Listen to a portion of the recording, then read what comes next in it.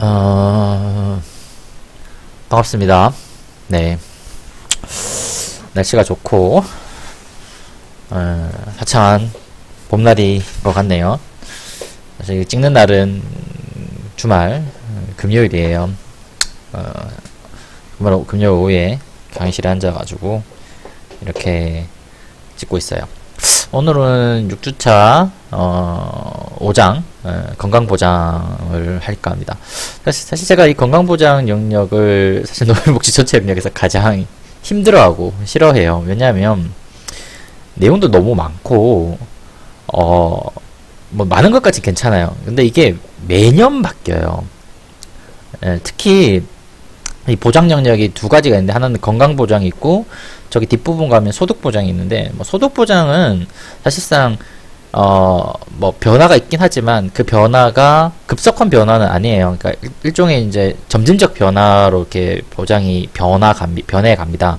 특히 이제 그 노인의 어떤 소득 급여 측면에서도 더더욱 그런데, 이 건강보장 영역은 매년 너무 심하게 바뀌고, 그러니까 이게 올해 열심히 PPT나 자료를 만들어 놓으면 내년에 잘 못 써요. 이쪽 영역을. 왜냐면 다 바뀌어버리고, 어떤 거는 막 사라지기도 하고, 뭐 없어지기도 하고, 뭐 이런 부분이 너무 많아서, 제가 이 그 건강보장, 노화라고도 부르기도 하는데, 건강보장 이쪽 영역은, 이 자료 만들기가 좀 싫어요. 뭐 만들어 놓으면 뭐해. 내년에 못 쓰는데.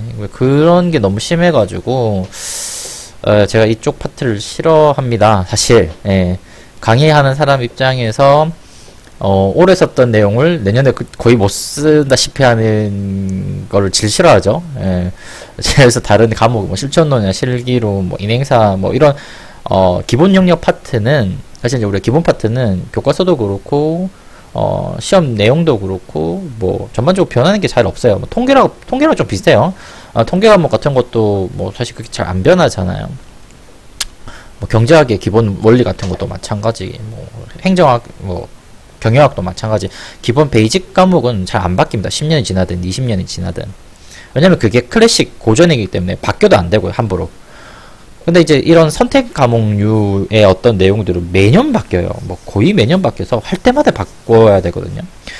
그래서 아마 보장론 수업하시거나 그 법제론 어떤 계열 수업하시는 교수님들은 좀 힘드실 거예요. 왜냐면 매년 바꿔야 되는 부분들도 많고, 그 자료를 많이 써봤자 1, 2년 밖에 못 써요. 한 2, 3년만 지나가면 뭐 엄청 많이 바뀌어서, 그런 거 보면 참 제가 보장론 안 해서 너무 좋아요. 사실 제가 정책 계열 과목도 별로 안 좋아할 뿐만 아니라, 제가 공부 시작했을 때부터 이상하게 정책류 과목은 저랑 안 맞더라고요.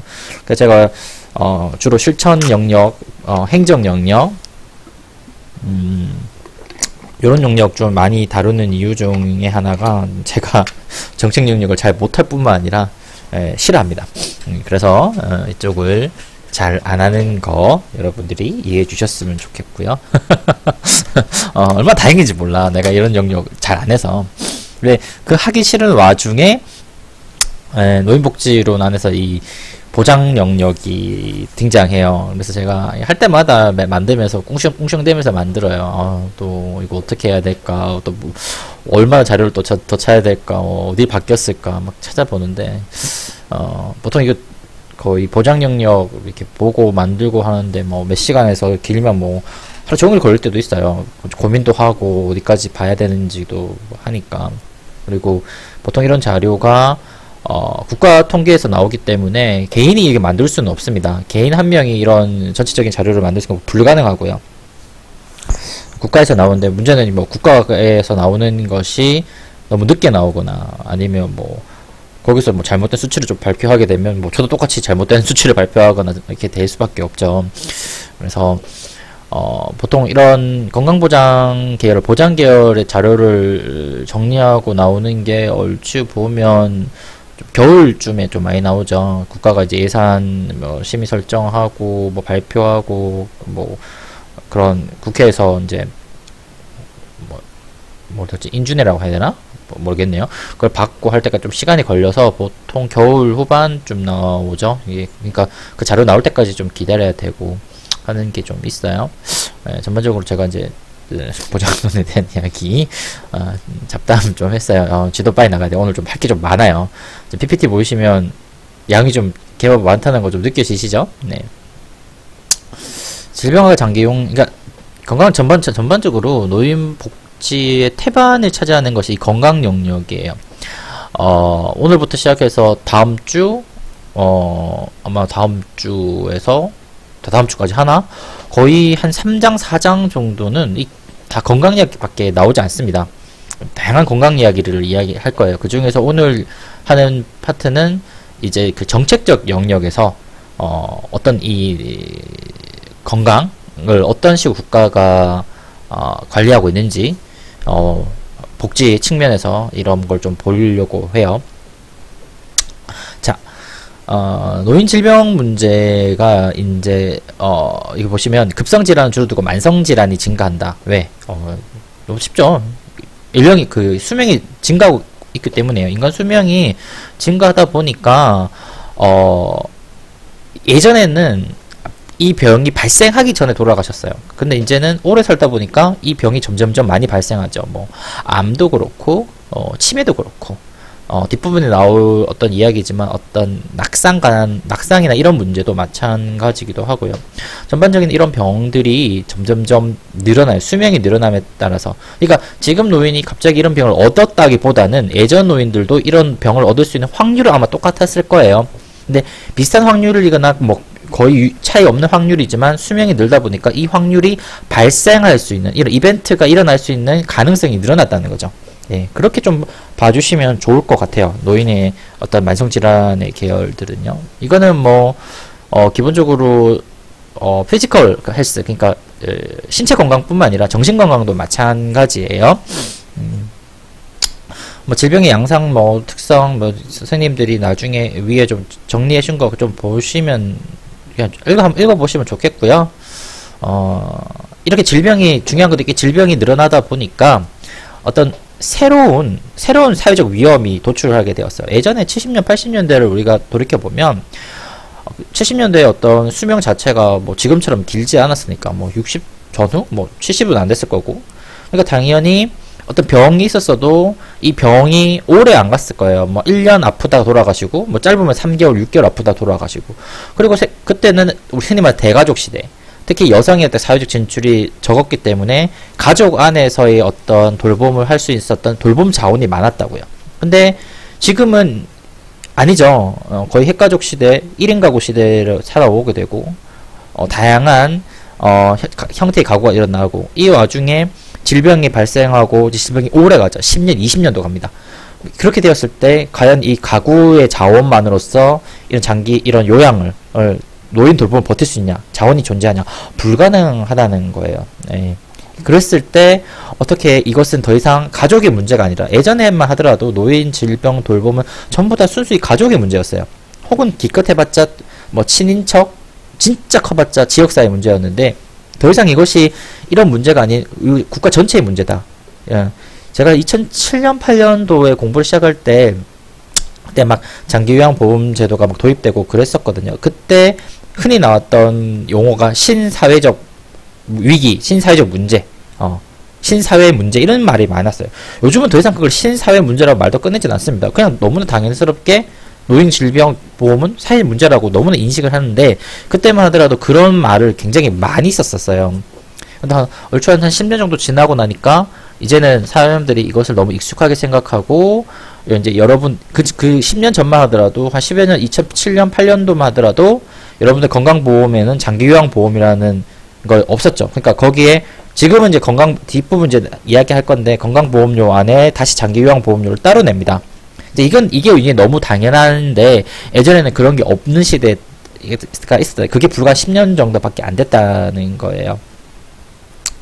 그래서 어떤 사회적 위험, 사회적 문제라는 인식 차원에서 노인 돌봄이라는 것이 우리 사회가 접근해야 된다, 개입해야 된다라는 게 이제 한 10여 년 정도 지났다고 생각해 주시면 되고 그 전까지의 가구에서 한 2007년 이전까지 했던 거는 노인 돌봄이라는 것은 일종의 하나의 효라는 관점, 효의 관점 안에서 당연히 가족이, 자식이 부모를 부양해야 되고 돌봐야 되고 아픈 부분을 해야 된다는 그런 관점에서 이건 한 가족의 자원을 벗어난 사회 전체의 문제, 빈곤과 같이 사회 전체의 문제라고 인식하게 된 계기라는 것이 흔히 말해서 장기 요양보험에 도입된 그 시기라고 생각해 주시면 좀 좋으실 것 같아요. 그럼 장기요양보험의 어떤 이론적 체계라는 관점에서 도대체 이 장기요양보험은 어떤 식으로 바라봐야 될까라고 했을 때만 이런 것을 생각을 하게 됩니다. 뭐 대체 모형, 위기적 보상, 분업, 보충 모형 이런 식으로 장기요양이라는 것을 간주하죠. 뭐 쉽게 보면 뭐 공식적 돌봄, 그러니까 우리가 요양보호사라든지 이런 급여를 지불하는 워커가 와서 가족의 돌봄을 대체한다고 보는 것도 있고, 뭐 분업 관계로 보는 것도 있고, 그렇죠? 뭐 보충, 위기적 보상, 뭐 이런 형태로서 이렇게 장기 요양에 바라보는 관점이 이렇게 바뀌었다, 이거 바라본다라고 생각해 주시면 좋을 것 같아요. 뭐 각각의 모형의 특성이나 뭐 이런 것은 사실상 뭐 학문적 영역에서는 뭐 중요할 수 있지만 우리가 학부 수준의 영역에서 이것이 뭐 어떤 차이가 있고 어떤 식으로 바라보다는 건 사실 큰 의미가 있는 것 같지는 않아요. 그냥 이런 게 있다 정도만 생각해 주시면 되고, 이거는 좀 연구나 아니면 어떤 그 이론의 틀 안에서 장기요양보험을 논의할 때는 좀 쓰는 모형이지 여러분들 수준에서는 여러분 수준 무시하는 게 아니라 굳이 필요하지 않은 영역이라고 생각을 합니다. 넘어갈게요.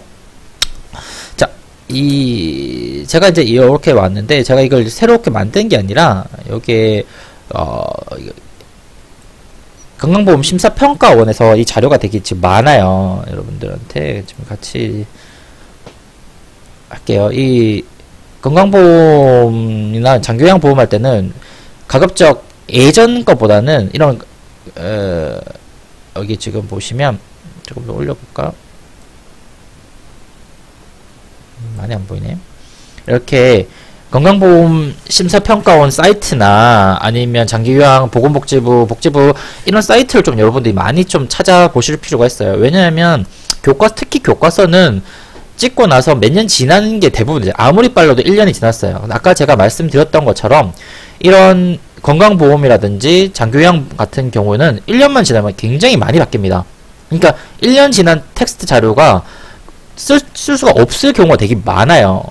그러니까 사실 저는 그래서 그 노인복지를, 특히 노인복지에서 이 보장 영역은 교과서로 쓰는 것이 별로 의미가 없다고 생각하는 사람 중에 한 명이에요. 왜냐면 어차피 1년 지나면 다 바뀌어버리니까 이거를 굳이 교과서에 넣을 필요가 있을까? 그렇잖아요, 여러분. 교과서라는 텍스트라는 것은 뭐 이런 1년 쓰고 버리는 문제집의 형태가 아니죠. 특히 이 교과서의 개념 자체가 한국에서 좀 문제풀이식 교과서가 아니라 하나의 어떤 담론을 제기하고 어떤 지식을 전달하는 차원에서 교과서를 본다면 교과서의 생명이 좀 길어야 됩니다. 몇 년이 지나도 그 교과서에 담긴 내용이 필요한 게 교과서죠. 영어의 미국에서 교과서 이름이 보통 핸드북 오브 썸띵이에요. 그러니까 핸드북 오브 뭐 제넌톨러지, 핸드북 오브 뭐예요. 그러면 그 안에 내용이 몇 년이 지나도 그 가치가 그대로 남아 있어야 되는 부분이 많죠. 근데 이런 사회보장 영역에서의 어떤 교과서의 내용을 담아버리면 이게 몇 년 지나면 더 이상 이 내용이 별로 의미가 없어질 때가 굉장히 많죠. 그럼 이것을 교과서에 담아야 되냐라는 논의가 있을 때 저는 조금 별로예요. 예, 그래서 가급적 이 보장 영역을 교과서에 담지 말고 차라리 실시간으로 업데이트해 볼 수 있는 이런 사이트라든지 자료가 훨씬 좋지 않을까라는 생각이에요. 그러니까 제가 여기 담겨져 있는 내용을 그냥 쭉쭉쭉 담아서 PPT로 만든 거예요. 여러분들이 여기 보시면 뭐 우리나라 보험제도 쭉쭉쭉 다 많거든요. 여기 뭐 의료급여제도 뒷부분에 할 의료급여제도, 보장제도 많아요. 여러분들 한 번씩 이거 클릭해 보시면서 보는 게 훨씬 좋지 않을까. 제 이 PPT 보는 것보다 훨씬 좋습니다. 보통 이제 이 체계가 보면 헌법 안에서 이렇게 나오는데 헌법 34조 제가 왔어요. 인간다운 생활을 할 권리가 있고, 특히 장애, 질병, 노령의 이유로 생활 능력이 없는 국민이 법에 정하는 바에 따라서 국가의 보호를 받는다. 이게 가장 크죠. 이러한 헌법의 취지에 따라서 건강보험제도가 이제 시작이 됩니다. 장기요양보험제도를 설명하기 앞서 건강보험제도를 반드시 설명해야 돼요. 왜냐하면 우리나라 같은 경우에는 장기요양보험제도가 건강보험제도에 이렇게 같이 이렇게 종속되어 있다고 해야 되나? 같이 이렇게 함께 가는 거예요. 나중에 뒷부분 대해서 좀 다시 이야기를 할까 하지만 이 두 가지 제도가 함께 움직이기 때문에 우리 흔히 말해서 4대 보험이라고 하잖아요. 사실 4대 보험, 원래는 5대 보험인데 4대 보험이라고 불러도 크게 문제되지 않는 것 중에 하나가 이 장기요양이 건강보험이 항상 이렇게 연동되어서 움직이기 때문에 흔히 4대 보험이라고 부르기도 합니다. 자, 물론 이 4대 보험에서 국민연금은 조금 다른 이야기죠. 산재랑 국민연금은 나중에도 좀 이야기를 하겠지만 국민연금을 안 되는 계층도 있죠. 저 같은 공무원이나 누구냐, 사학연금 이런 계층들은 그 국민연금에 포함이 안 되기 때문에 좀 다른 이야기이긴 하지만 어쨌든 연금이라는 측면 안에서는 같이 봤을 때 연금, 산재, 건보, 그 다음에 퇴직 이렇게 이렇게 있어요. 네, 나중에 우리 소득보장 이야기할 때 좀 다시 좀 이야기를 하도록 하겠습니다. 또 소득보장은 또 언제 다 정리를 해? 자 보면 이제 그 의료보험법이 이제 63년도에 개정됐는데 이게 좀 보시면 63년도에 쭉 시작돼서 사업장 쭉 이야기 나오다가 여기 89년에 전국민 의료보험 시작해요. 그러니까 실제적으로 모든 국민이 의료보험을 들기 시작했던 게 89년쯤 됩니다. 89년도. 이게 제가 초등학교 다닐 때 좀 됐던 것 같은데 이게 지금 앞에 가면 이게 뭐냐라는 거예요. 피용자 제도, 자영자 제도. 이게 역사적으로 조금 보게 되면 건강보험이라는 그러니까 보험이 유럽에서 나왔죠. 특히 이제 독일 쪽에 아마 그 비스마르크 때 그때 나왔던 것 같은데 기억이 안 나지만 이때 보험이 나오게 된 어떤 역사적 배경을 보면 이렇게 흔히 말하는 길드에 대한 내용을 좀 아셔야 돼요. 길드. 그러니까 보험이라는 개념 자체가 길드에서 그러니까 여러분들이 뭐라면 어떤 쉽게 말하면 동아리, 집단, 어떤 직장 그 안에 있는 사람들을 보호하기 위한 어떤 작은 단위의 어떤 시작됐던 거예요. 그러니까 당연히 오늘도 갑자기 또 이제 등장하게 되는 나의 펜, 빨간 펜. 그러니까 A라는 집단, 길드와 B라는 집단, 이 길드 사이에 어떤 보장해주는 내용이 다를 거 아니에요. 여러분 동아리만 생각해봐. A라는 동아리에서 혜택 받을 수 있고 해야 되는 것들, 여기 동아리는 한 학기에 5,000원을 내고, 그죠? 여기 동아리는 한 학기에 10,000원을 내야 돼. 10,000원을 내야 되고. 이런 게 다르잖아요. 대신에, 여기서는 회식을 몇 번, 여기는 회식을 몇 번, 이게 다르잖아요. 그러니까, 각각의 동아리의 어떤 특성에 따라서 내는 비용 보장받는 게 좀 다른 것처럼, 보험이라는 것은 원래 이렇게 길드 형식으로 발전되어 왔기 때문에, 그 영역마다 각각 달랐던 거예요. 그죠? 그러다가, 이게 89년도에 통합됩니다. 전 국민. 사실 이거 통합될 때도 굉장히 말이 많았었어요. 왜 말이 많았을까? 생각해보면, 보험이라는 제도를 이렇게 쭉 까서 이렇게 그 보험료라든지 수가라든지 이런 걸 하게 되면, 일종의 그 소득 재분배 효과가 굉장히 강하게 나타납니다. 100% 그런 건 아니지만 세금만큼의 소득 재분배 효과가 일어나는 건 아니지만 확실히 우리나라 사회보험 제도에는 소득 재분배 효과가 굉장히 강하게 나타나요. 뒷부분에 갔을 때 보는 연금도 마찬가지고요. 그러니까 사회보험이라는 것이 기본적으로 일정 정도의 소득 재분배 효과를 가지고 있기 때문에 당연히 소득이 많은 계층들 혹은 소득이 안 많아도 좀 건강한 계층, 흔히 말해서 어떤 3D 업종이라든지 다칠 위험이 많은 계층과 좀 다칠 위험이 없는 계층을 비교했을 때 당연히 다칠 위험이 적은 아프지 않을 계층이 훨씬 이 전국민 보호를 하는 게 싫은 거예요. 왜냐면 내가 보험료를 더 내야 되니까. 똑같은 보험을 받고 있어도 더 많은 돈을 내야 되니까 당연히 그 계층들이 싫은 거죠. 그때 이 전국민 의료보험 실현했을 때 여러 가지 문제가 있었다고 합니다. 이걸 제가 뉴스를 한번 볼까? 네, 관련해서 제가 좀 자료를 좀 찾아보니까 요게 건강보험공단이랑 복지부가 2014년에 경제발전모 국민보험공단 운영 경험 요 보고서가 있어요. 이번 네이버란다. 여기 요거를 이렇게 쳐서 구글에다가 제가 치면 나오거든요. 요 보고서가 나와요. 여러분들이 보고서가 나오니까 요 보고서 아마 요걸 거예요. 요 보고서의 내용을 보시면 아까 제가 말씀드렸던 부분이 꽤나 많이 이렇게 정리되어서 나옵니다. 몇 년도에 보시면 여기 운영 체계 조직 변천 과정에서 쭉쭉쭉 보시면 이 양상이 어떻게 진행되어 왔고 어떤 식의 문제가 있었고 이런 내용이 좀 많이 나옵니다. 아시겠죠? 요거 한번 여러분들이 시간 날 때 한번 좀 보셨으면 합니다. 제가 요거를 나중에 한번 또 제가 저장해서 나중에 할 때 올려 드릴게요. 그러면 2014년 그러면 해서 제가 나중에 한번 이 보고서도 한번 올려 드리겠습니다. 여러분들이 한번 이 보고서 한번 보시는 것도 시간 날 때 한번 보시는 것도 우리나라 건강보험이 이렇게 진행되었구나 보시는 것도 괜찮으실지 않을까.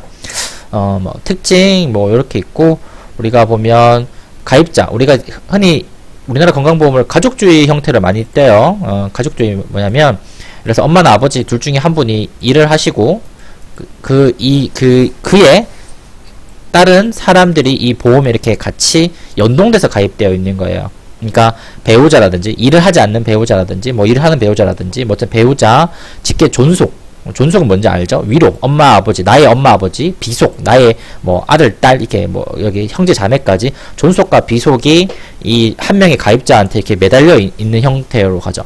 물론 저 같은 경우는 저희 아버지도 일을 하고 저도 일을 하니까 저는 이렇게 따로 떨어져 있어요. 우리 아버지랑 저는 이렇게 분리돼 있어요. 뭐 제 동생도 저희 아버지랑 분리돼 있고, 근데 우리 어머니는 우리 아버지랑 이렇게 함께 우리 어머니는 이렇게 우리 아버지랑 이렇게 우리 아버지가 가입자이고 우리 가입자의 배우자, 그러니까 우리 아버지 직장 가입자시거든요. 직장 가입자의 배우자로 되어 있고, 저도 가입자, 저 혼자 이제 이렇게 있어요. 이렇게 있는 구조. 제 동생도 혼자 이렇게 나와져 있죠. 우리는 그래서 A팀, B팀, C팀 이렇게 우리 집 가족은 이렇게 나와 있습니다. 뜬금없는 가족사. 네. 뭐 이렇게 돼 있어요, 여러분. 그래서 여러분들이 지금은 아마 부모님 밑에서 이렇게 가입자의 어떤 가족으로서 돼 있지만, 여러분들이 직장을 구하시면 이렇게 분리되어 나오실 거예요. 이게 흔히 말해서 보험 안에는 가족주의라고 불러요. 가족주의라고 부릅니다. 자, 건강보험 특성에 보면 이런 게 있어요. 뭐 강제 형평, 수익자 부담, 뭐 예산 균형 형평성, 뭐 이런 내용이 다 있고, 아까 이 내용이 보시면 아까 전에 제가 말씀드렸던 보고서 있잖아요. 그 보고서 보시면 다 나와요. 혹은 그게 뭔지 모른다 그러면 여기 그냥 쳐보세요. 그냥 여기 건강보험 뭐 복지부 치고 건강보험 이렇게 쳐보면 뭐 이렇게 사이트가 나올 거예요. 보건복지부 운영체계나 뭐 이런 부분에 대해서 다 나옵니다. 건강보험이 어떤 의미를 가지는지, 건강보험 어떤 의미를 가지고 어떤 체계가 있는지 여기 다 나오니까 여러분들이 그냥 이거 보시면서 이 내용을 판단해 주셨으면 좋겠어요. 네. 이건 뭐 다 설명하고 하려면 너무 시간이 많이 걸려서 저도 못해요. 1시간 안에는. 그런 부분을 좀 많이 읽으시면 좋겠고, 자, 가입자라는 말을 씁니다. 용어가 조금 우리가 사용하는 말이 좀 다른데, 우리가 가입자, 그러니까 여러분들이 가입자예요. 그러니까 흔히 말해서 국민이에요. 국내 거주하는 국민이 의료급여법에 따라서 이 의료급여법에 따라 수급권자, 뒤에 좀 나올게, 수급권자를 제외하고 일반 국민의 가입자예요. 그럼 이 가입자는 다시 직장 가입자랑 지역 가입자로 나누고, 여러분 같은 경우에는 일을 하지 않는다는 조건 하에 직장 가입자 혹은 지역 가입자의 이렇게 할까? 직장 가입자 내지 지역 가입자의 이렇게 혹은 여기에 가족으로서 이렇게 가족으로서 가입되어 있다고 생각하시면 돼요. 그러니까 직접적으로 가입은 안 돼 있지만 가입자의 가족으로서 가입돼 있다라고 생각하시면 편하지 않을까 생각합니다. 자, 보험료. 제가 또 이렇게 제가 성실하게 또 이렇게 사이트까지 여러분들을 위해서 해놨어요.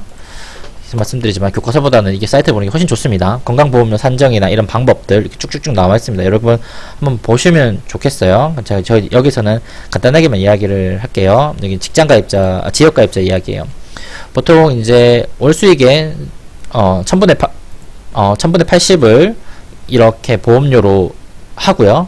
2020년 보험료 같은 경우에는 원래 6.4%였는데 올해 한 3.2% 굉장히 좀 많이 인상되었습니다. 그래서 직장 가입자 같은 경우는 월 평균 건보료가 한 11만 6천 평균이에요. 11만 6천 원 정도로 증가되었고요. 네, 증가 좀 되었고요. 보험료를 이렇게 보시면, 예를 들어서 직장가입자 같은 경우에는 근로자와 사용자, 그러니까 사장과 근로자가 각각 50%씩 냅니다. 50%씩 내고 있고, 그 다음에 공무원 같은 경우에는 국가와 가입자가 각각 50%씩 5대5. 사립학교 같은 경우에는 국가, 학교, 가입자, 학교, 국가가 5, 3, 2 이렇게 분담을 해요. 예. 아시겠죠? 이렇게 분담을 하고 있는 겁니다. 그럼 지역가입자는 어떻게 해놨냐? 지역가입자는 내가 사장이잖아. 보통 이런 지역가입자 같은 경우는 보험료 부과 점수에다가 점수당 금액. 이제 2020년 같은 경우에는 점수당 금액이 195점 정도 돼요. 이게 아까 제가 사이트에서 보여드렸던 요 이야기입니다. 점수 산정하고 이런 범위는 아래와 같아요. 저도 복잡해가지고 다 이게 어떻게 하는지는 모르겠어요. 이게 단순하게 하는 게 아니라 이자소득, 사업소득, 뭐 연금소득, 뭐 이렇게 하는 공식이 있을 거예요. 이 공식에 따라서 상한 얼마, 하한 얼마 이렇게 만들어냅니다. 네, 이거 한번 보세요. 사실 이게 되게 복잡해서 실질적으로 이걸 전문적으로 한 연구자나 여기 일하시는 분 아니면 잘 모를 것 같아요. 저도 이거 어떤 식으로 다 이게 되는지는 모르겠지만 우리가 알 거는 지역가입자는 이렇게 만들어진다. 아시겠죠? 그래서 올해 점수당 금액도 매년 올라요. 그러니까 작년 부가 점수당 금액이랑 올해 점수가 다릅니다. 이러니 작년 교과서를 올해 교과서 쓰는 게 별로 의미가 없다는 거예요. 예. 아시겠죠? 당연히 이게 다 올라요. 이게 매년 올라요. 심지어 이게 1, 2%씩 오르는 것도 아니고 0.12%도 오르는 게 아니라 뭐 올해만 하더라도 뭐 계속 오르고 있죠. 그러니까 이렇게 오르니까 이 교과서를 만드는 게 사실 좀 부담스러워요. 그쵸? 요런 이야기를 조금 할게요. 자, 그러면 이제 급여 이야기를 해요. 그러니까 보험료 급여. 여러분이 이 용어에 대해서 조금 헷갈리시지 말았으면 좋겠어요. 보험료는 내가 내는 돈이에요. 내가 내는 돈. 그쵸? 보험료는 내가 내는 돈이에요. 그렇게 알고 계시면 돼요. 내가 국가에 혹은 보험공단에 내는 돈이 보험료고, 급여는 그냥 여러분들 이렇게 알바하거나 막 월급 받잖아. 급여. 우리 급여를 받는다는 말을 쓰잖아요. 마찬가지로 건강보험에서 나한테 주는 의료급여라는 거예요. 그러니까 내가 병원 갔을 때 공단이 나를 위해서 주는 돈, 이게 급여의 개념이에요. 아시겠죠?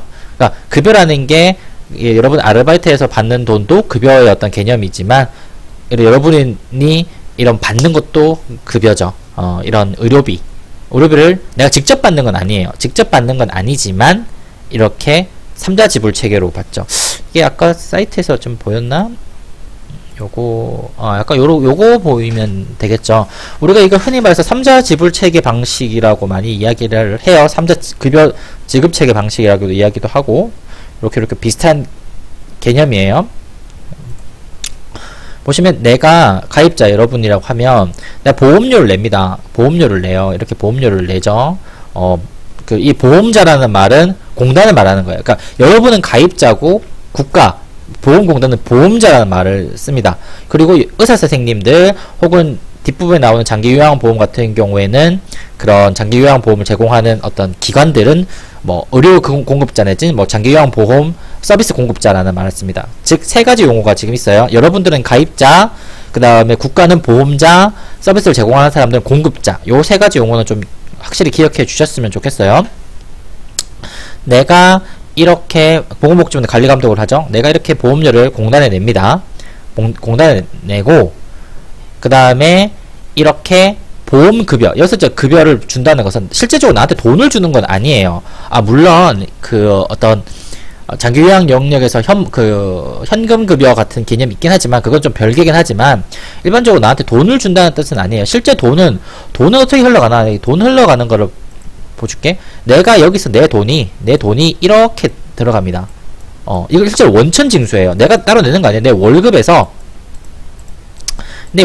이렇게 원천징수에 가요. 몇 프로, 아까 말씀드렸죠. 몇 프로에서.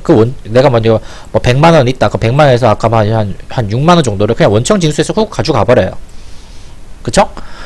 그래서 내가 1년 내내 안 아프면 이 돈은 그냥 다 날아갑니다. 매달 한 10만원 정도의, 매달 10만원의 돈이 곱하면 10이잖아? 그럼 얼마야? 한 120 정도의 돈이겠네요.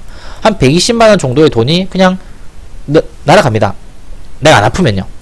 근데 내가 아프잖아, 만약에. 그럼 내가 아프면 내가 120만원치 아플 수도 있고 1200만원치 아플 수도 있고 그 이상 아플 수도 있어요. 이때 내가 그 본인 부담금을 빼고 이 나머지 비용만큼을 이 보험공단에서 다 내줍니다. 이게 급여예요. 그러니까 여러분들의 일종의 게임이죠. 내가 안 아프면 손해보는 거고 여러분이 아프면 승리하는 거예요. 근데 내가 승리하려고 아프는 건 너무 멍청한 생각이잖아. 그죠? 차라리 내가 보험료 내고 말지. 여러분 뭐 아픈 거 좋아요? 저는 매달 몇십만원씩 내고도 안 아팠으면 좋겠어요. 네, 절대 안 아팠으면 좋겠어요. 그러면 내가 이렇게 여기 병원이야. 여기 병원. 병원에서 내가 치료를 받죠. 여러분들이 뭐 감기 걸렸을 때 뭐 얼마씩 내나? 한 5,000원 정도 내나? 뭐 잘 모르겠네요. 보통 한 5,000원에서 만원 사이 내는 것 같은데 더 적으면 3,000원 낼 때도 있고 뭐 이게 좀 사람마다 달라요. 급여 왜 그런지 좀 뒷부분에서 이야기할게요. 그러니까 내가 이렇게 내요. 내가 이렇게 만약에 병원 가가지고 해서 한 5,000원 정도 냈다고 치자. 사실 이 5,000원이 5,000원이 아니에요. 내가 5,000원 내면 사실 그 비용마다 다르겠지만 한 2, 3만원 정도 있을 거예요. 아마 이거보다 훨씬 많은 돈이 지금 책정이 될 거예요. 이 나머지 비용이 전부 다 이 보험급여라는 거죠. 만약에 25,000원을 만약에 25,000원을 이 급여라면 이 비용만큼을 이 보험공단에서 이렇게 주는 거예요. 병원한테. 이때 그냥 주는 게 아니에요. 그냥 바로 주는 게 아니라 여기 보시면 보험심사평가 아까 내 사이트 봤죠? 여기 보험심사평가원 여기 이런 사이트 이런 심사평가원 여기 있나? 여기인가? 심평원? 아닌가? 여기 심평원 있죠? 아까 사이트 봤던 심평원 심평원인데 다시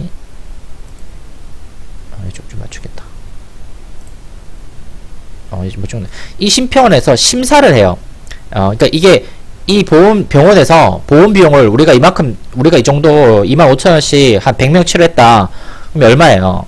10명이면 25만원이고 100명 250만원을 요청합니다. 그럼 심평원에서 이 보고 과잉 진료라든지 혹은 이상한 진료 같은 게 있을까? 이 사람은 왜 감기 걸려서 왔는데 왜 병원에서 20만원 30만원을 요구했지? 뭐가 문제가 있을까? 이 심사를 하는 거예요. 그래서 이게 합당하지 않으면 이 돈을 주지 않습니다. 그래서 이걸 합당하다면 합당한 금액만큼을 결과를 통보하고 공단한테 이 병원 충분히 이 정도 받을 만해 하면 이 비용을 주는 거예요. 요런 형태로 돼 있습니다. 아시겠죠? 다 보고서 있으니까 한번 읽어보세요. 여러분들 제가 나중에 올려줄 테니까 보고서 한번 읽어보시고 그래서 이때 이제 급여와 급여라는 게 발생을 하게 되는데 이 급여에서 본인 부담금이라는 게 있어요. 아까 제가 하면서 본인 부담금 있다고 했잖아. 이 본인 부담금이 어떤 거냐면 그래서 공단 부담금이 있고 다시 이 본인 부담금의 일부 본인 부담금의 법정 용어예요. 일부 본인 부담금의 본인 부담금과 공단 부담금이 있어요. 이 공단 부담금을 생각 안 하셔도 돼요. 왜냐면 그냥 공단이 내는 돈이니까. 여기에 실제로 우리가 본인 부담금은 여기 본인 부담금과 전액 본인 부담금이라는 개념이 있어요. 이게 전액 본인 부담금이라는 건 이런 거예요. 뭐 보험료 체납된 사람이라든지 뭐 이게 뭐 학교 폭력의 가해자라든지 뭐 이런 것들은 이거에 상관없이 그냥 네가 다 내라는 거예요. 네가 잘못했으니까. 혹은 보험 지장에 부담을 주는 것으로 인정되는 어떤 경우 같은 것은 전액 본인 부담금을 하셔야 되는 경우. 그래서 실제 내가 병원 갔을 때 본인 부담금 하는 내용은 요 내용이라고 생각하시면 좀 편하게 이해되지 않을까. 공단 부담금을 제외한 금액이에요. 아시겠죠? 그래서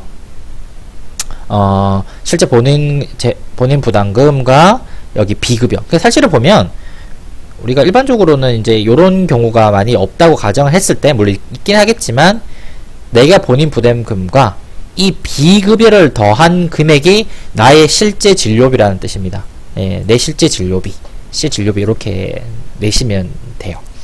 그러면 이제 여러분들이 이제 흔히 요런 거를 많이 경험해 보시는 게 이런 거예요.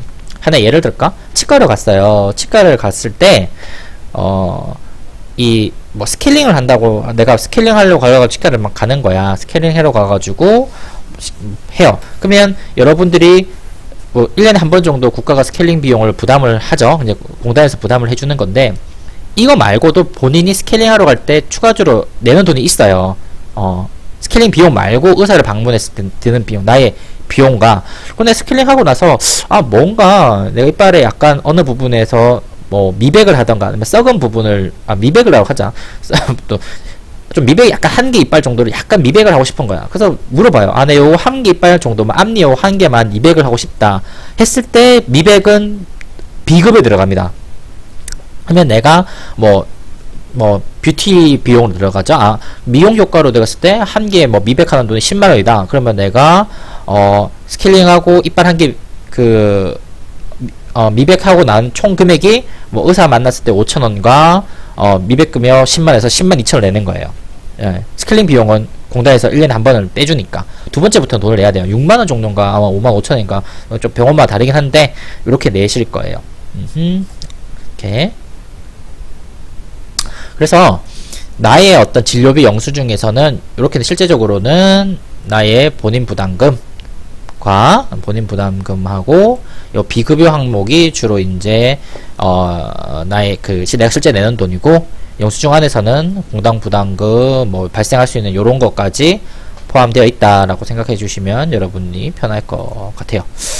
자, 보통 자세히 알아보면 본인 부담금은 입원 시에는 20%, 그 다음에 외래 진료 시에는 뭐 의원 30%, 병원 40%, 종합병원 50%, 상급병원 60%를 본인 부담금으로 내셔야 됩니다. 본인 부담금 요거요. 본인 부담금 내시고, 비급여라고 하면 아까 말씀드렸던 치과 보철료, 뭐 금리 같은 거, 라식 라섹 같은 것들도 있고, 도수치료도 요즘은 좀 많이 되는 것 같은데, 그 다음에 요즘은 올해까지 MRI가 보면 흉부 이런 것까지도 좀 많이 돼요. 작년 2019년 11월부터 2021년까지 모든 MRI를 건강보험에 적용될 예정이라고 합니다. 예. 아마 올해만 더 버티고 내년쯤 되면 이제 MRI는 전부 다 이 건강보험료에 비급여, 지금 그 비급여된 부분이 많은데 이제는 급여 항목으로 될 거라고 해요.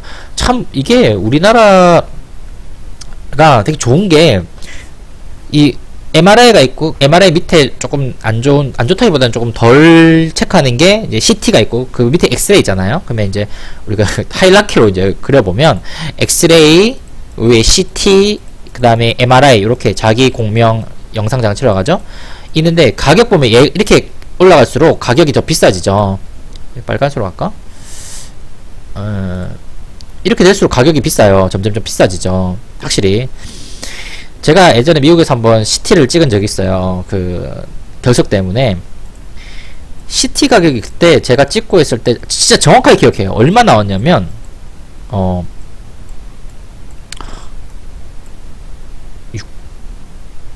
다 찍고 있을 때 이게 한국으로 환산했을 때 600만원 나왔어요. 600만원 정도 하더라고요. CT 찍고 뭐하고 하니까 제가 총 800만원인가를 나와가지고 제가 10% 코페이 했으니까 80만원가 냈거든요. 제가 그때 총 의료비가 800만 정도 나왔어요. 그때 이 CT 비용이, CT에 관련된 비용이, 그러니까 CT 찍고 CT 담당자, 그러니까 내가 누워있었거든. 그 누워가지고 CT에서 이렇게 CT까지 내 병실에서 응급실 CT까지 옮겨주는 사람, 뭐 의사 소견서, 그러니까 이 CT 관련된 비용이 한 600 나왔었어요 그때. 제가 그 영수증 갖고 있었으면 찍어서 보여드릴 건데 제가 버려가지고 제가 너무 놀랐어요. 그럼 도대체 내가 그때 생각했어. MRI 찍으면 도대체 얼마를 내야 된다는 거야. 제가 장담컨대 MRI 찍으면 한 800에서 1000 낼 것 같아요. 예, 의료비가. 우리 이거 해준다는 거잖아. 우리가 해준다는 거잖아. 내년만 돼도. 지금도 거의 엄청 많은 영역에서 MRI를 지금 해줘요. 근데 내년 2021년 되면 건보에서 다 해줄 예정이에요.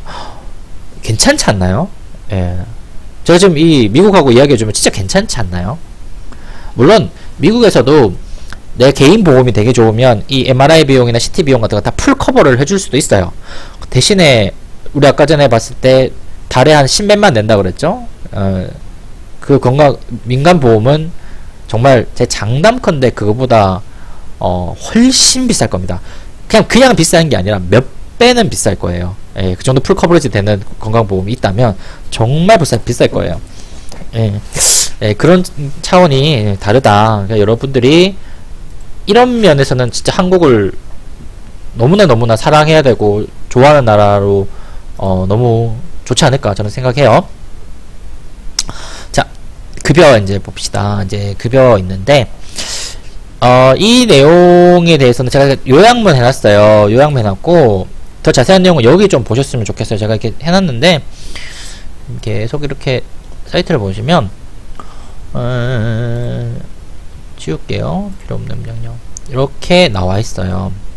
얼마 내야 되고, 얼마 내야. 자, 이게 그냥 되게 그냥 간단하게 놨던 거예요. 이게 다가 아니라, 이것도 지금 확실한, 정확하게 맞다라고 말할 수 없는 게 이런 게 되게 많아요. 예를 들어서 일반인 있고 임산부는 얼마고 1세 미만은 얼마고 이 동 다르고 지역 다르고 우리나라 굉장히 복잡하게 만들어놨어요. 이게 나쁜 게 아니라 각 병원급, 상급병원, 종합병원, 의원급에서 과연 일반 환자 따로, 의학 분업 뭐 따로, 그 안에서 다시 임산부 따로, 1세 미만 따로 이게 다 세세하게 이렇게 해놨기 때문에 흔히 말해서 뭐지? 환자 대상자에 대한 맞춤 형식으로 이렇게 많이 정리를 해놨거든요. 그러니까 이게 제가 단순하게 이걸 다 말하기 힘들어요. 그리고 이런 내용도 사실상 어떤 법령에 따라서 바뀔 가능성도 굉장히 많고요. 이게 외래 진료시 있죠? 입원 진료시 또 달라요. 여기도 있고 뭐 차상이 다르고 뭐 그다음에 뭐 특례 상증제 다르고. 그러니까 이거를 그래서 이게 한 번에 이게 얼마다라고 말하기가 힘드네요. 이건 그냥 제가 그냥 아주 단순하게 그냥 만들어 놓은 거지. 여러분들이 요거를 보시면서 자세한 내용은 조금 많이 보시면 좋지 않을까라는 생각은 해요. 자, 이런 거 몇 퍼센트는 이거 시험 내지도 않아요. 그리고 의미도 없고, 뭐, 내면 뭐해? 또 달라질 건데. 그쵸? 그러니까 여러분들이, 이렇게 구성되어 있다 정도만 좀 아셨으면 좋겠어요. 아시겠죠? 100원 미만은 절사예요. 그게 무슨 말이냐면, 뭐, 53원 나오고 24원 나왔으면 그 밑에는 그냥 절사한다는 뜻입니다. 자, 이제 우리 노인복지를 하니까 이제 중요한 이야기를 해요. 이제, 올해 보면 2018년 자료를 제가 쓴 게 제가 귀찮아서 안 찾은 게 아니라 장기요양보험이 제가 지금 통계 자료를 장기요양보험 공단인가? 홈페이지에 가면 여기 건강보험공단의 장기요양보험이 이렇게 쭉 있어요. 제가 안 찾은 게 아니에요. 여기 보시면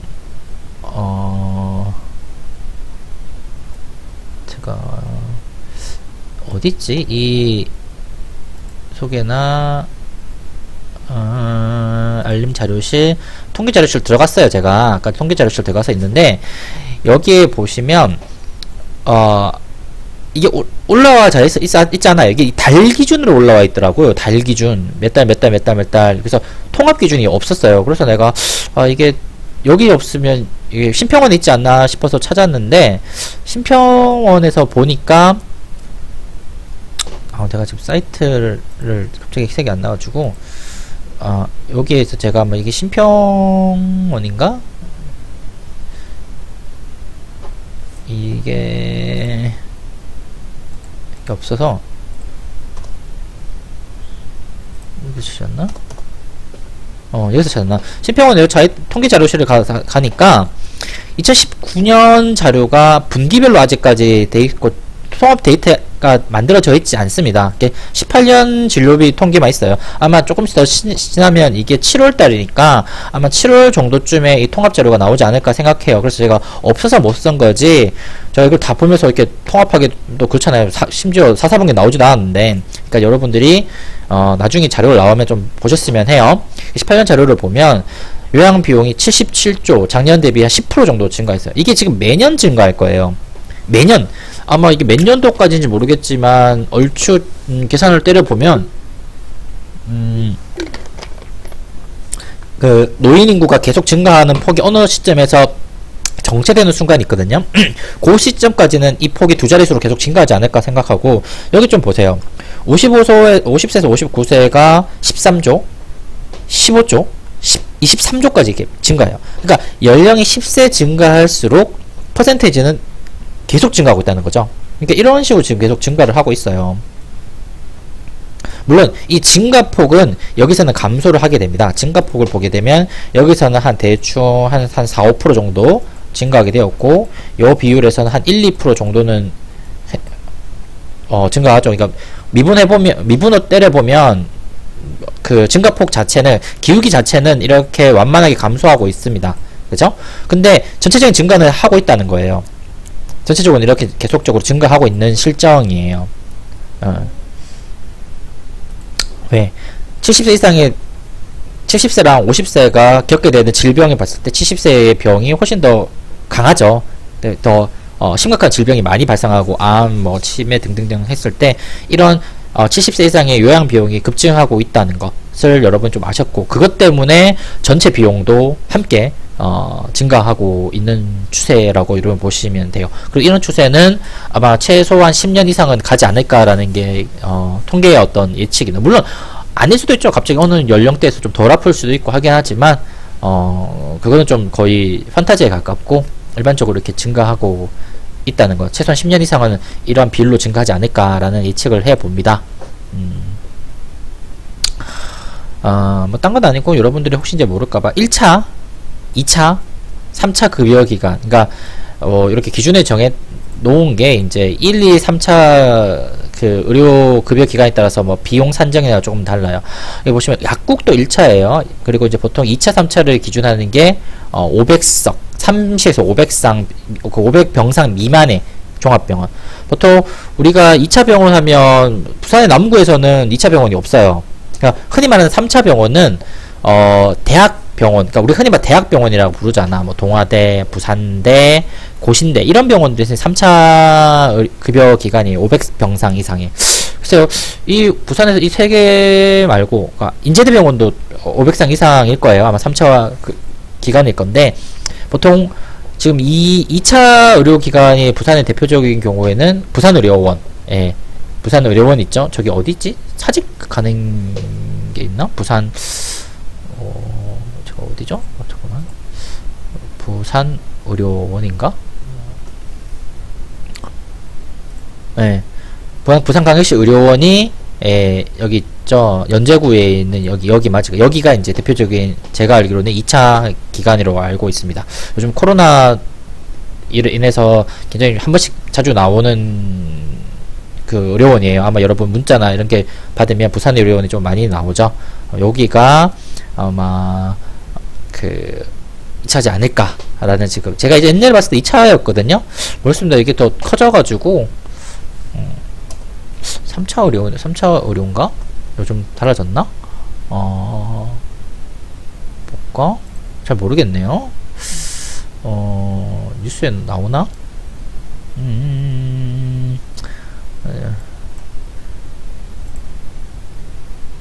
정확하게 모르겠네. 이게 2차인지 3차인지.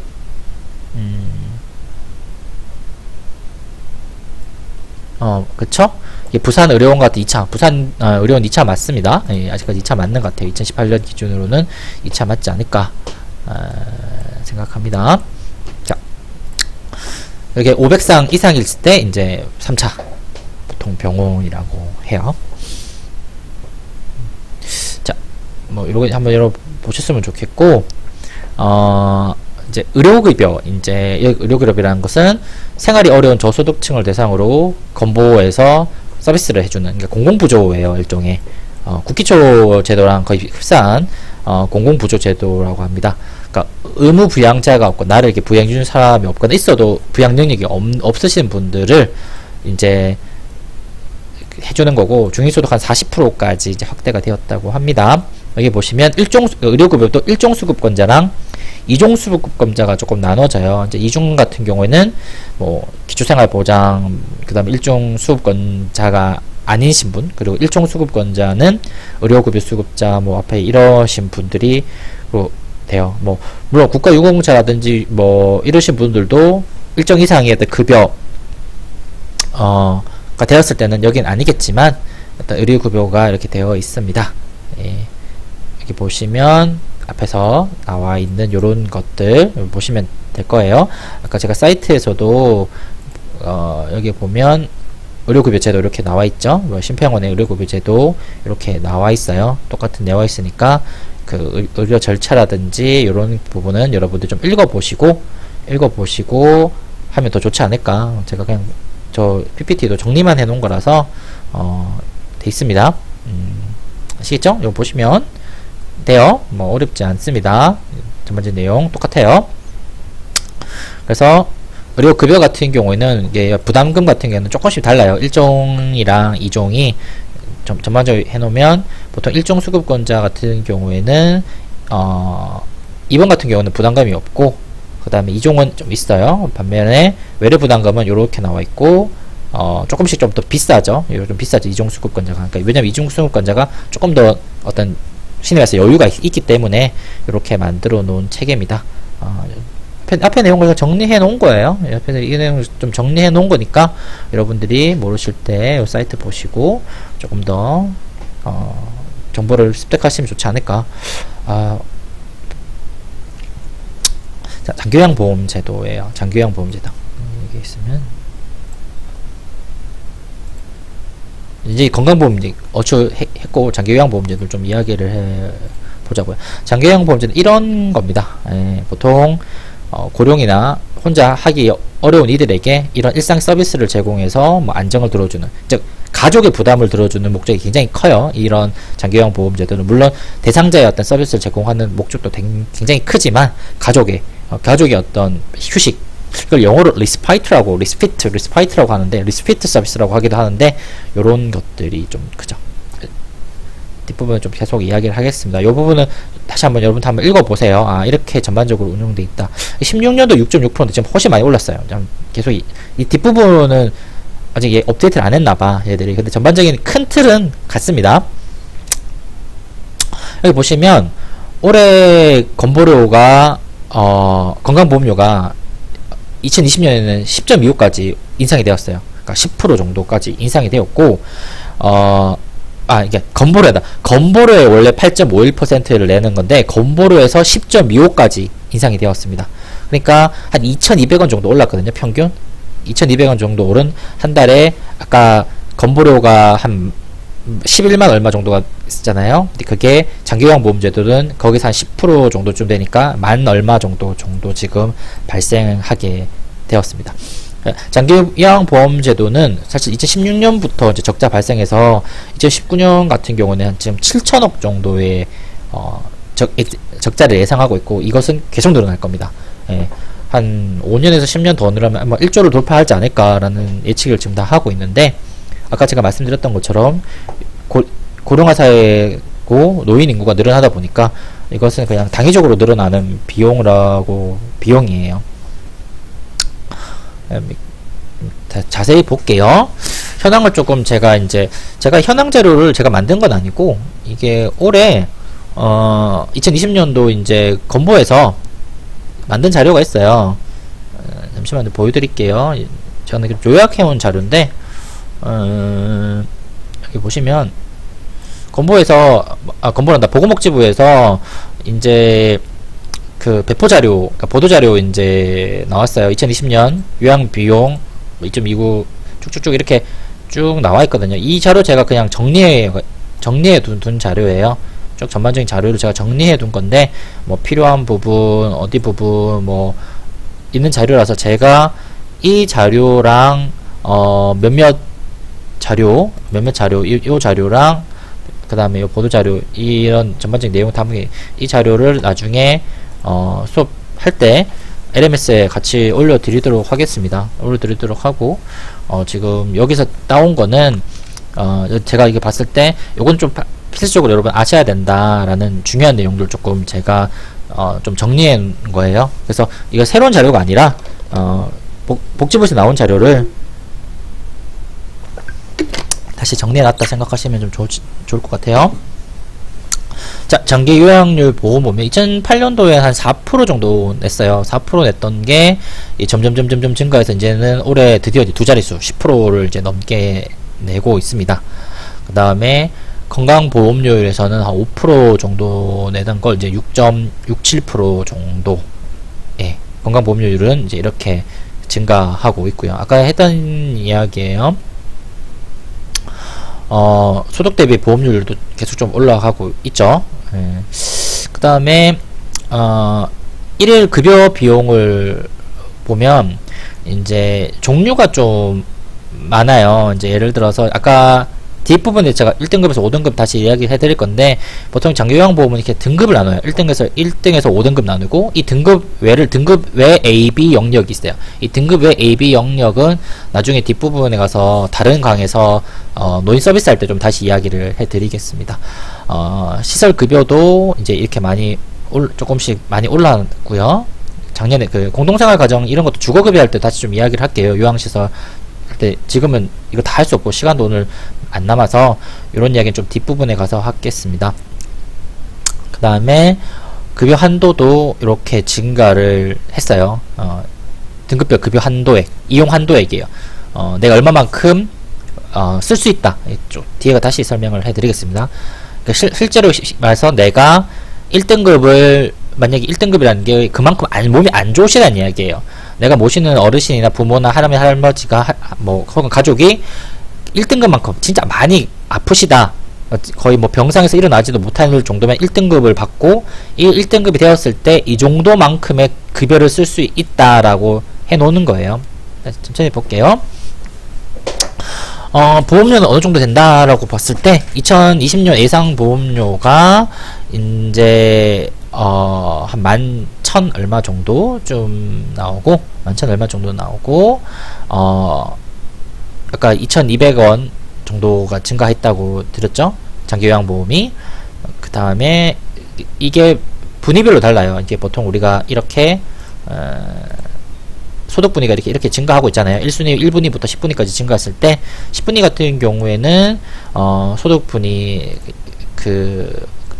보험료가 얼추 2020년 예상했을 때 한 35,000원 정도, 월에 35,000원 정도 나오고, 1분위 같은 경우는 한 2,400원. 아까 제가 처음에 말씀드렸던 소득 재분배 기능이 있다는 게 이제 이런 데서 보여지죠. 그래서 평균적으로 11,000원 정도.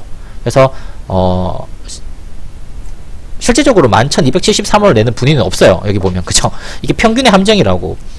평균은 있지만 실제 평균에 내는 사람은 없죠. 그죠? 평균에 가까울 수는 있어도. 그래서 제가 한 번씩 이야기하겠지만 평균을 제가 별로 안 좋아하는 이유가, 평균은 가짜의 수이기 때문에 그래요. 평균은 없는 수이기 때문에 우리가 실제 이런 비용은 현실에서는 없습니다. 평균 비용은. 어쨌든 분위가 올라갈수록 얼추 이거 계산해 보면 220, 그러니까 8, 9, 10분위쯤 되면 이 예상 보험료보다는 좀 많이 내신다고 생각하시면 좀 돼요.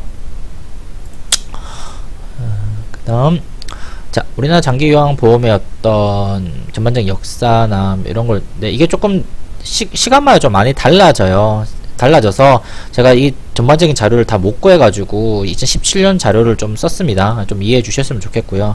자, 이런 자료를 막 찾다가 또 없고 빠진 것도 있고 해가지고 그냥 그 다음에 좀 정리된 자료를 쓰는데 모르겠네요. 좀 몇 년 뒤에 좀 자료가 다시 좀 제가 획득할 수 있으면 다시 좀 정리를 해볼게요. 한 17년 자료 좀 보시고 뒷부분 좀 가서 이야기를 나눌까 해요.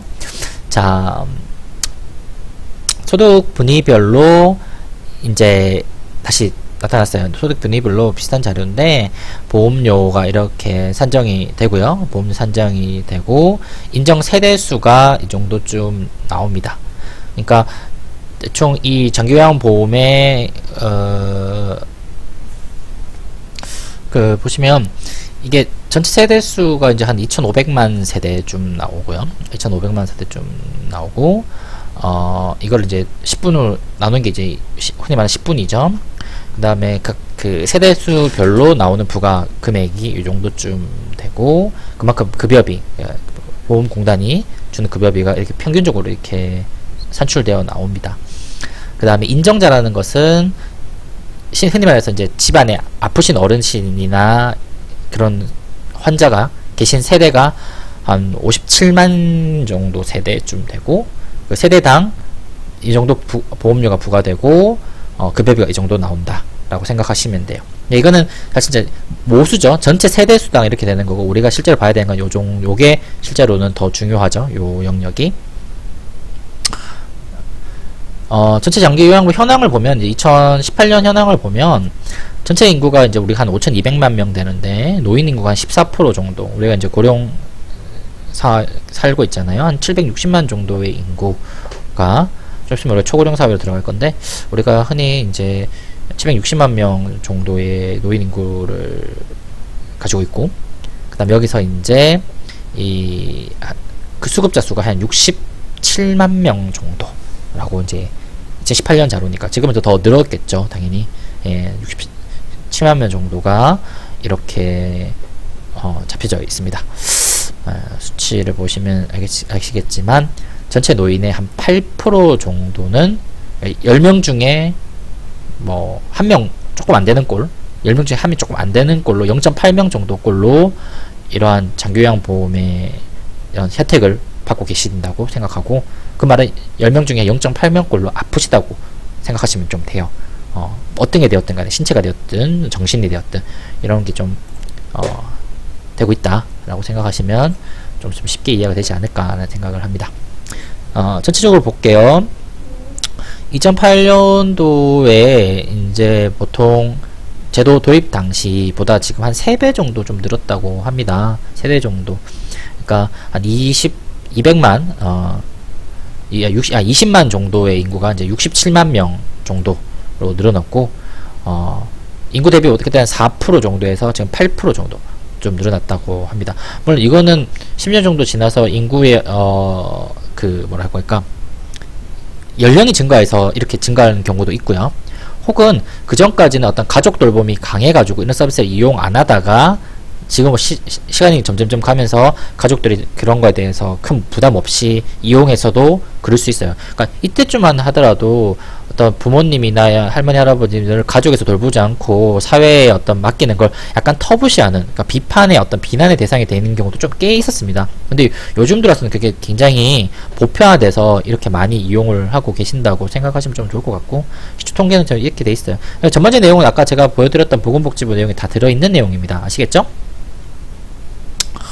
이렇게 그 중요한 통계를 그냥 보면서 이야기를 할까 해서 좀 가고 있어요.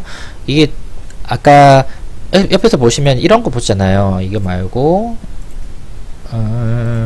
이 등급 1등급 있어 5등급 이런 등급이 있었잖아요. 도대체 이 등급이 도대체 어떻게 정해지냐라고 봤을 때 보통 이런 절차를 가져요. 이게 큰 틀에서 보면 신청해서 인증조사라는 걸 합니다. 이렇게 인증조사 있죠. 인증조사라는 걸 하고 그 다음에 등급 판정을 내리고 통보한 다음에 수급권자가 이용하는 시스템이에요.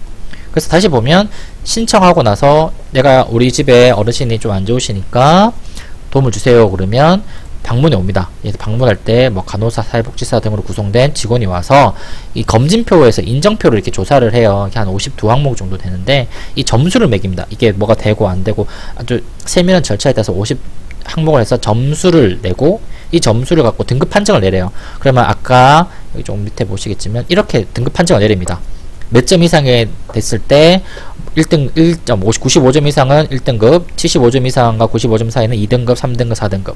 그 다음에 등급 외 등급에 A, B 뭐 이런 식으로 등급을 내려요. 이 등급을 내렸을 때 여기 또 다른 서비스가 가요. 버리는 게 아니라 국가가 이렇게 나몰라라는 게 아니라 다른 서비스를 이용할 수가 있습니다. 어쨌든 이런 식으로 지금 등급이 들어갑니다. 아시겠죠? 그래서 이런 등급 판정을 내리고 나서 이제 서비스를 이용하는데, 이제 이게 또 이제 재미있는 게 뭐냐면,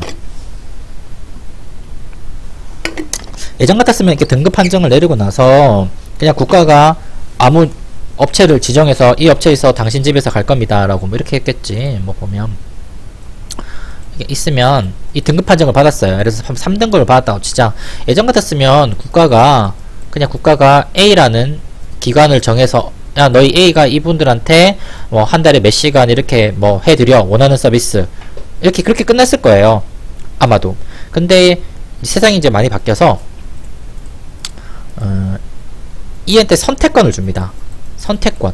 이 선택권을 주고, 이 선택권이라는 것은 기관을 선택할 수 있는 선택권도 있고요. 내가 서비스 받을 수 있는 기관, 그리고 어떠한 서비스를 내가 원하는 서비스를 이용할 수 있는 선택권, 두 가지 형태의 선택권을 줘요. 이 선택권을 바탕으로 나는 예를 들어서 A 기관도 있고 B 기관도 있고 C 기관도 있고 뭐 D 기관도 있으면 내가 원하는 기관, 예를 들어서 나는 C 기관을 선택할래. 그럼 나는 C 기관에서 이 기관에서 뭐 엄청 많은 서비스가 있을 거 아니에요. 한 10가지 정도 서비스 중에 10가지 서비스 중에 내가 원하는 여기서 뭐 1에서부터 10까지 있으면 나는 3, 5, 뭐 7 서비스를 각각 얘는 10시간, 얘는 7시간, 얘는 뭐 24시간 이렇게 선택할 수 있다는 거예요. 즉 다시 보시면 기관 선택도 가능하고 서비스 선택도 가능한 이 선택권을 줍니다. 예, 이게 2007년 이후에 생겼던 바우처 서비스 이후에 바우처 서비스와 장기 요양보험 서비스가 사용자 중심으로 우리가 그때 예전에 보면 이제 장기 실천론이나 노인 서비스 실천 이야기할 때 클라이언트의 선택권 이야기를 하죠. 자유재량 선택권 이야기죠. 그 선택권의 같은 개념이에요. 클라이언트한테 선택을 주고 클라이언트가 워커를 설정하고 선택하고 워커에서 선택했던 워커가 그냥 서비스를 다 주는 게 아니라 나랑 클라이언트랑 협의해서 내가 어떤 서비스를 얼마나 많이 받고 싶은지 같이 상담을 통해서 이걸 코디네이팅을 하는 거죠. 그래서 보통 일본 같은 경우에는 우리는 장기요양보험이라고 그러는데 일본은 개요보험이라고 불러요. 일본 같은 경우는 개요보험에서 이 코디네이터가 있죠. 예, 저도 이제 코디네이터 기능과 급여 체계나 이런 걸 정확하게는 제가 일본 그 전문학자가 아니라서 정확하게 모르겠는데 그 코디네이터가 어떤 서비스의 어떤 뭐 얼마 몇 시간에 얼마 이런 거를 하는 이제 흔히 말해서 이제 매니징을 하는 사람이 있어요. 제가 그 급여 체계는 정확히 잘 모르겠습니다만은 뭐 관심 있으신 분들은 뭐 리스나 구글 스칼라에서 일본 개요보험 코디네이터 매니저 쳐보시면 아마 그 관련된 연구가 좀 많을 거예요. 저는 별로 관심이 없어가지고 안 봤는데 여러분 뭐 관심 있으시면 보세요. 그런 영역에서 하시는 분, 이게 좀 서비스가 복잡해지면 복잡해질수록 개인이 이런 전 서비스를 코디네이팅하기 좀 힘듭니다. 그렇잖아요.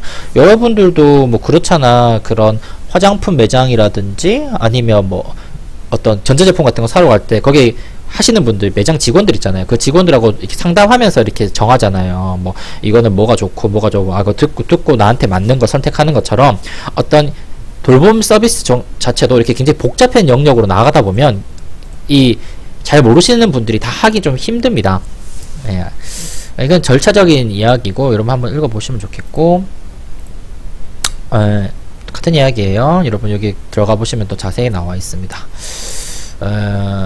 아까 제가 지금 서비스의 복잡성 얘기할 때 기본적으로 이렇게 돼 있어요. 뭐 재가급여, 시설급여, 뭐 이렇게 특별 현금 급여가 있는데 그냥 이 이야기는 제가 실천 영역에서 또 그 서비스 영역에 또 할 거니까 그때 가서 좀 자세히 이야기할게요. 기본적으로 재가급여는 방문, 목욕, 간호, 뭐 주야간 보호 같은 것도 있고 뭐 단기보호도 있고, 시설급여는 어떤 시설에 들어가서 하는 거, 특별급여는 이게 가족이라든지 이런 그 지역에 이런 시설이 없을 때 가족이나 다른 사람이 이거를 서비스를 하고 그 현금급여를 주는 건 좀 특별한 형태예요. 보통 일반적인 도시 영역에서는 잘 이런 게 안 일어나고 뭐 그 산간 벽지, 도서 벽지 같은 데서 이런 그런 기관이 없을 때, 이런 요양 서비스를 제공하는 기관이 없을 때 이런 현금급여 서비스가 일어납니다. 자, 한번 시뮬레이션을 한번 봤으면 해요. 자, 이런 걸 작년부터 계속 시험이 많이 나가지고, 자, 예를 들어서 이렇게 봅시다. 내가 2등급이야. 2등급한테는 이 한도액을 이렇게 줍니다. 재가급여 월 한도액을 이렇게 줘요. 131만원 정도. 그러니까 쉽게 말해서 133만 1,800원만큼 쓸 수 있다는 뜻이에요. 그만큼. 물론 이건 매칭해서 쓰긴 하는 거지만, 자, 그러면 일대 여기 봐요.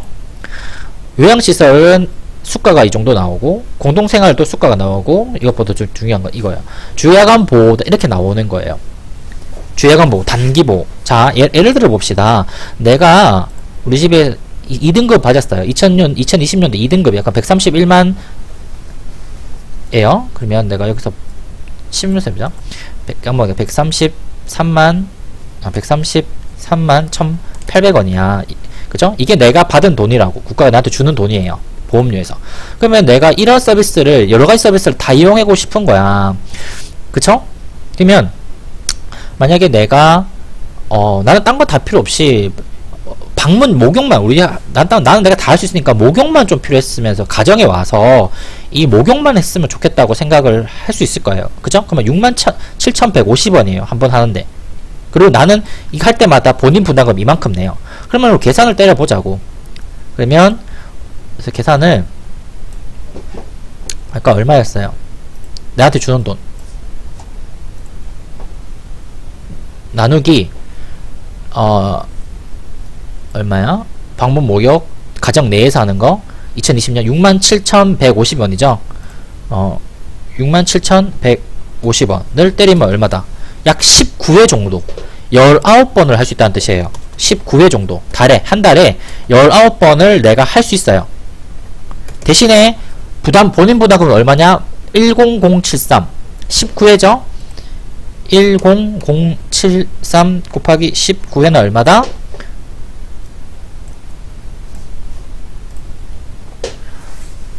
191,387원을 제가 내야 됩니다. 요렇게 들어가는 거예요. 아시겠어요? 이렇게 계산하는 겁니다. 19회면 거의 뭐 30일을 잡았을 때 거의 이틀에 한 번 이상 할 수 있는. 그럼 내가 이렇게 할 수도 있잖아. 이렇게 방문 요양도 90분짜리 몇 회 하고 싶고, 이것도 몇 회 하고 싶고, 뭐 간호도 몇 회 받고 싶고, 그리고 여기도 좀 다 달라요. 주야간보. 예를 들어서 내가 2등급이라고 쳤을 때 내가 10시간 이상짜리를 2등급이면 금액이 달라요. 1, 2등급이, 왜냐면 좀 힘드니까 등급이 올라갈수록.